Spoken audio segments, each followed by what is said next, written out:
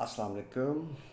This is ex-aviation cadet Sabir Shah from 99 GDP, and today in this video I'm going to talk about my first day at the Flying Wing Pakistan Air Force Academy, Risalpur, when we actually went to fly the airplanes.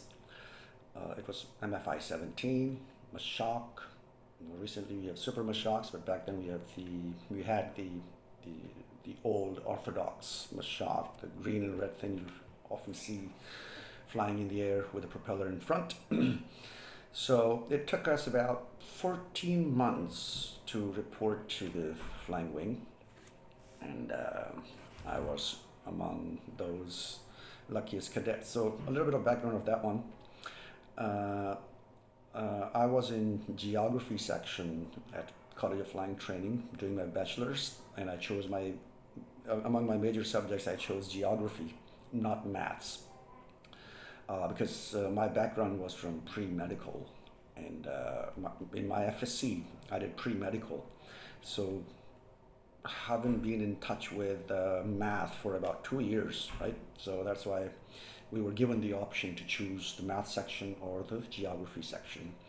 So I was not an engineering student back then, pre-engineering, so I was pre-medical, and that's why I chose to be in geography. So see, the Air Force they want to make you graduate from that institute, so that they give you all the leverages and leniencies to support you.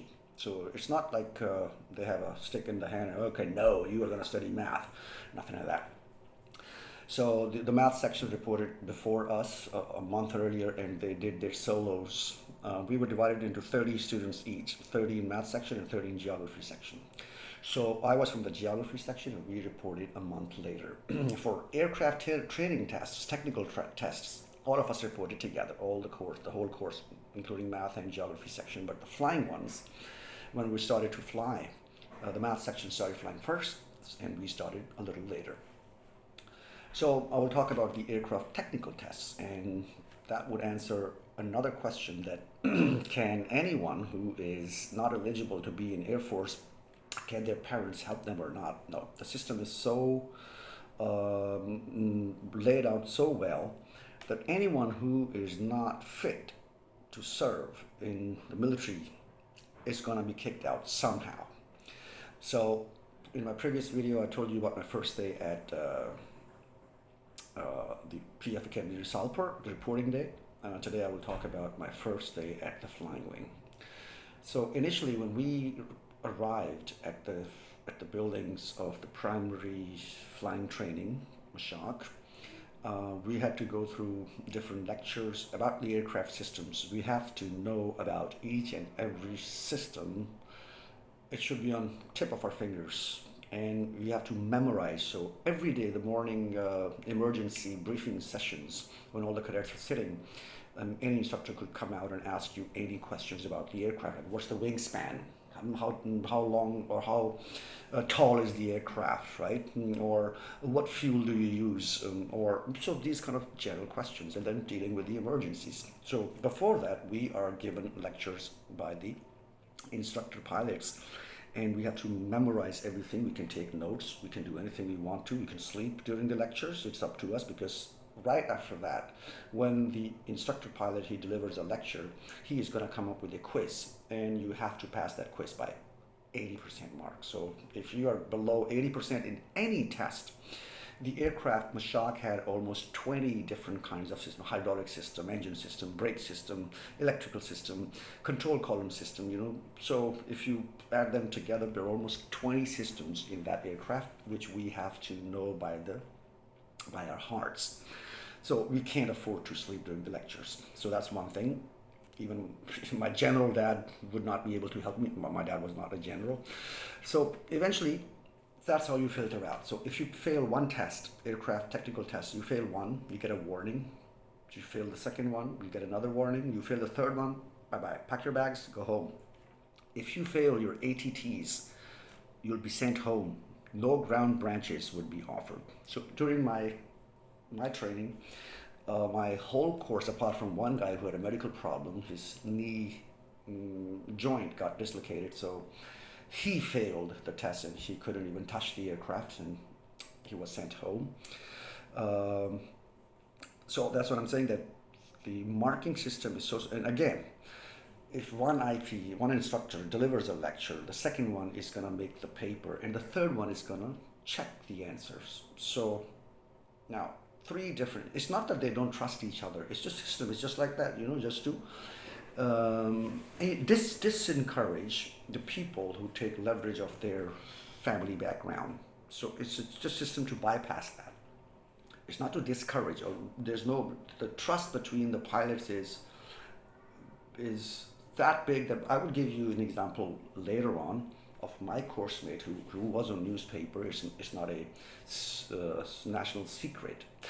And they were having a mission somewhere, and he was at the back seat, and student pilot was younger than him, was in the front seat, and they went into a spin, and the aircraft was not, it was an F-16. And imagine you're coming down with around 20 to 30,000 feet per second, per minute, sorry, with that speed. I mean, you are coming down, and within 30 seconds, 40 seconds, the aircraft is going to hit the ground and you're going to die. Now, you are in front seat, and your instructor at the back, he says, I have the controls. And you don't even hesitate. Just now put that scenario on a car. You are driving the car, right? And you know that you are about to go off the cliff. And the person sitting right next to you somehow asks you, hey, give me the controls. I will save us from this getting off the cliff. Would you give him that control? Would you tell him, okay, yeah, come on, you drive? Let's suppose if we have both the steering wheels installed on the car, you would try to save your own life. You would struggle. But on the airplane, it's totally different. The pilots, they trust each other. So what I'm saying is that it's not that why one makes the test and the other checks it's just to make the system foolproof so that no one could take advantage of that one. So that was the first thing. So I thought that we went through the aircraft technical tests, and we have to pass all of them with 80% at least. For emergencies, I mean, if like the funniest emergency was you are your area fan on your first mission, and you're with your instructor pilot on your right, and he faints out. You just got knocked out somehow. What are you gonna do? Now imagine that you have no experience of flying. But anyhow, we are prepared for a lot of things, but that was just a funny question I remember today. So, like you're on your finals, yeah, and your control column gets stuck. So what are you gonna do? Okay, you are in a turn, and your control column just gets stuck in a turn. What are you gonna do? So different kinds of emergencies are discussed on daily basis in the morning sessions of the pilots. So anyhow, after that, what we do is we go for the cockpit timings, because you see that there are a lot of buttons on the switches and toggle switches and whatnot on a cockpit layout. I'll show you the Mashaw's aircraft layout, and you will see. And you have to memorize each and every button's position, the toggle switch's position before startup. And if you mess up anything, the engine won't get started. That's it, period. So you have to memorize everything by your heart. So for that, we are told to sit in the cockpit and assume, because we didn't have simulators back then. Right now, we do have simulators, so cadets even fly the aircraft before actually getting into the air, but we didn't. Back in 1993, 94, we didn't have this leverage, this facility available at that time. So we were told to sit in the cockpit and start practicing things. Let me, to encourage you, I would tell you that it's a very easy process. It's a sequence, it's in order. You start from the left of the cockpit and you just start checking the buttons and the toggle switches, and you start doing. So it's all mechanical, so that if you're going this way, you have to get all the buttons up. If you're going up, you're turning them off, and wherever you go, the toggle switches are laid out like that you can easily go through the whole thing, and then you push the button and start the engines. So my first mission was with the instructor pilot, where you are shown different areas where you are about to fly, and then that's where they check your flying aptitude test. So initially they take you to all the areas and tell you where you can go, where you can't fly, if you're solo, so therefore for the later on. And then final 20 minutes, that's a hell broken on you. So when I took off the first time, we memorized the whole checklist by heart. So we're not allowed to carry any pieces of paper on us, because we have to put everything here. And we were told it was a myth that once the propeller moves, the engine starts, you forget everything. And I witnessed that one, so I second that. As soon as I pushed the button to start the engine and the propeller started moving, whoosh, wiped out all the memories. But it's just for a certain short period of time. And then we taxied out, and we went to the runway, lined up, and that was the second thing, which I still remember to the day, that my pilot told me to hold the brakes. Now, it's many 100 horsepower engine running, okay? And you have to full power, and you have to stop it with your feet. Now, my weight back then was 52 kilos. 52 kilos. I'm still skinny. I'm 64 now, but back then I was 52 kilos. And hundreds of horsepower engines power running at full. And I had to stop that on the runway. I'm telling you, I had problems in doing that task. But I mean, everyone will do it because of nervousness. You get feathered hearted, and then that's how it worked. But in the second mission, I was able to stop the aircraft with the full power, and then even the jets, which are much faster, still be able to do that. But that's what the first experience was. And as soon as the aircraft started to roll, and once it went into air, the instructor pilot is telling you what you need to do and when you need to do what. So when I went into the air, the first thing which was in my mind, as soon as I took off, so as soon as we took off, the first thing in my mind was my civil life. I'm telling you, when I used to go biking with my friends and they used to do wheelies, I could never do the wheelie. Okay, I know I'm from Pindi, but I'm telling you, I could ride very fast, but I could never do it on one wheel, so which is very famous in Pindi and Lahore. And that came into my mind right away. I said, wow, they're doing wheelie on the ground, which is nothing, and I am in the air. Wow. So I looked around, and I am actually I wasn't flying back then at that time, because it was area FAM mission 1. But my instructor was flying, and so flying an airplane is just like doing a live commentary, a radio commentary on for a hockey match. Salimullah, Kalimullah, Kalimullah, Salimullah. If you remember that one, so that's exactly what we do. We have to be verbal. If you are quiet, you're gonna get a punch on your face by your IPA. Speak up, because they need to know that you are able to, do it. So I'm telling you, as soon as we take off, now we're looking at the altimeter, we're looking at the speedometer, we're looking at the compass, right? And then controlling. So check, at least 3 things. That's what I'm telling you. And once the height reaches to a certain height, then we get the flaps up. Right? And when we get to a certain height, we have to maintain the speed all the time, and the power is in our hands. So if we are lower than that speed, we can't go up and down initial takeoff time. The most critical phase is the takeoff and landing. So you have to control it with your power.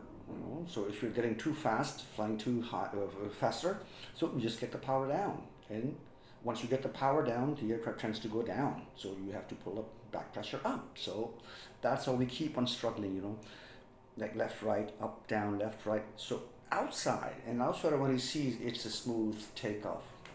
Actually, sir, no. It's all the time You see, left, right, up, down, left, right, up, down, left, right, up, down, left, right, up, down, and then power is coming in, out, and then once you're turning, you're giving the rudder in, out, red, in, out. So you are checking at least 10 things at the same time.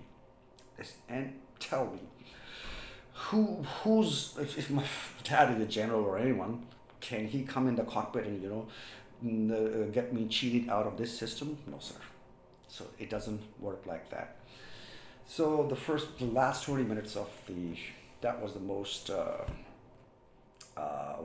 exciting part. Now, in that part, what they did, the instructor said, okay, son, the area fan, familiarization with the area is over, and now we have to test your aptitude, that if you can really fly or not. So I remember I was sitting like this, and sneaking to the left and right and up and down, checking. I mean, the things on the ground. The tractors looked so small because we were in the fields, and people looked so small. So as soon as I sneaked like this, my instructor, he gave the full left aileron, and I almost touched the canopy of the, and then I jumped back on him. He said, "Get away!"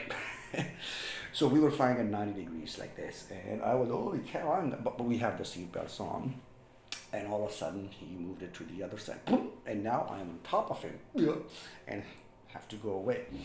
And then there's up and down and loops, and the aileron rolls and the Cuban-8s and all the maneuvers that came, barrel rolls. They came in and even put the aircraft in the spin, and we came down like, I was like, so eventually they want to see if you're going to puke out. Puking is also not a big problem. You can puke, you can have a vomit, but if you are in your senses, that's not a big deal. So see, I told you that if they want you to be graduated from this place as a fighter pilot, which they have taken you in for. So if your senses are okay, I had many coursemates who used to puke during the whole day flying, but they were good pilots. So the main thing is to see for the quality of flying the plane. And if after one spin you are like, you don't know where you are, so imagine if you're alone and the aircraft gets into spin, you're dead. They don't want dead pilots, they want alive pilots. So a lot of things which you will see at IUSSB, the quality, the things they are looking in you for GDPs, for general duty pilots, it's actually connected to your later training. So selection criteria for a GDP is totally different from Navy or Army or aeronautical engineering even, because they need quick minds, quick decision makers, and those who can control their nerves under any circumstances, cool-minded people. Okay? I haven't seen the short-tempered people to be fighter pilots. No, you have to be cool-minded. You have to take everything on the chin. So you have to be very patient. My name is Saber, so I am patient, not the diseased patient. So that was my first day of flying, and eventually Pakistan Air Force is the most strict in the world. At the age of 18 years or 19 years of age, you have to fly solo. So my first solo, I will cover that in later videos, but 13 hours, 1-3, I'm not talking about 3-0, no. Most of the air forces in the world, they let their kids go supervised solo, where the instructor is sitting right next to you, and you go solo after 50 hours, I think. The United States is 50 hours. Canada is also the same. India is also the same. And the age is also plus 21. And we are teenagers. 13 hours of flying, and we have to go solo. We have to go alone. So that's why if Qaid-e-Azam said, second to none, Pakistan Air Force, there was a reason behind that, because the youngest pilots in the world are trained, and everything is free of cost. You don't have to pay. Go to the Organity Flying Club and ask how much they charge for 1 hour of flying, private flying. And here, free. They even give you salaries. You see, okay, my first salary was about 1,200 rupees. But the end of 2.5 years, it went up till I think 3,500 rupees, and everything is free of cost. Your uniform, your shoes, your underwears, your socks. So you get the whole kit in the beginning, which if it's old or dirty or whatever, it's torn, you can replace it. So that's a free of cost. But if you want to have an extra pair of socks, you have to pay for that. So eventually, that was the first day of flying. Again, let me recap. You have to go through ATTs, cockpit timings, and you fly your first mission, in which they check your aptitude and other things. And then they train you for being the pilot. So join, guys. You will have fun there. See you next time. Allah Hafiz.